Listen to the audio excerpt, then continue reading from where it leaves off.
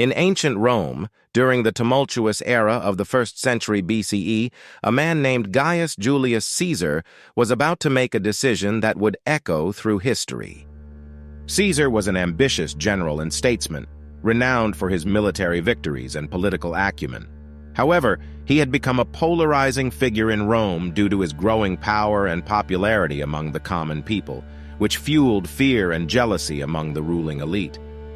The Senate, fearing Caesar's ascent to a dictatorial position, passed a decree known as the Senatus Consultum Ultimum, a declaration of a state of emergency, which called for Caesar to relinquish his command of the army and return to Rome as a private citizen. In essence, the decree was a thinly veiled attempt to strip Caesar of his power and curb his ambitions. But Caesar was not one to be easily swayed. He saw the Senate's move as a direct challenge to his authority and a threat to the progress he had made in unifying Rome. After much contemplation and consultation with his closest confidants, he resolved to take a bold step that would change the course of history forever. He would cross the Rubicon. The Rubicon River marked the boundary between Cisalpine Gaul, where Caesar had been governor, and Roman Italy, where it was illegal to bring an army. The crossing of this river with an army would be a clear act of insurrection and an open declaration of war against the Senate. Caesar knew that once he crossed the Rubicon, there would be no turning back. As Caesar stood at the banks of the Rubicon, his mind raced with conflicting emotions.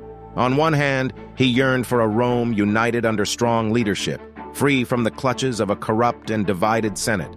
On the other hand, he was aware of the weight of the decision he was about to make. The potential for civil war and the destruction of the Republic loomed large in his mind. With his legions assembled behind him, Caesar took a deep breath and uttered the now famous words, "Alea iacta est." The die is cast. With those words, he gave the order to his troops to march across the Rubicon, breaking the law and plunging the Roman Republic into an unprecedented crisis. News of Caesar's daring move spread like wildfire across Rome. The Senate was outraged and declared him a traitor. Some citizens celebrated his boldness, while others feared the consequences of such an audacious act. The Rubicon's crossing had ignited the flames of civil war, with Caesar's forces on one side and the Senate's loyalists on the other. The conflict that followed was bitter and brutal. Caesar's military genius and the unwavering loyalty of his legions proved to be formidable adversaries for the Senate's armies. Battle after battle, Caesar's forces advanced, with the provinces of Italy falling one by one into his control. In the midst of the turmoil, Caesar found himself facing one of his most difficult decisions: to show mercy or to exact revenge on his adversaries. Time and again, he chose clemency over vengeance, seeking to reconcile the factions and rebuild a fractured nation.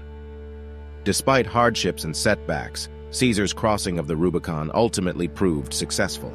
He emerged victorious, with his enemies defeated and the Senate's authority significantly diminished. In the aftermath of the conflict, Caesar was hailed as a hero by many and appointed as dictator of Rome. The crossing of the Rubicon remains a defining moment in history, symbolizing the point of no return and the unpredictability of life's journey. Julius Caesar's actions continue to be a topic of debate and fascination, highlighting the complexities of human ambition and the consequences of monumental decisions.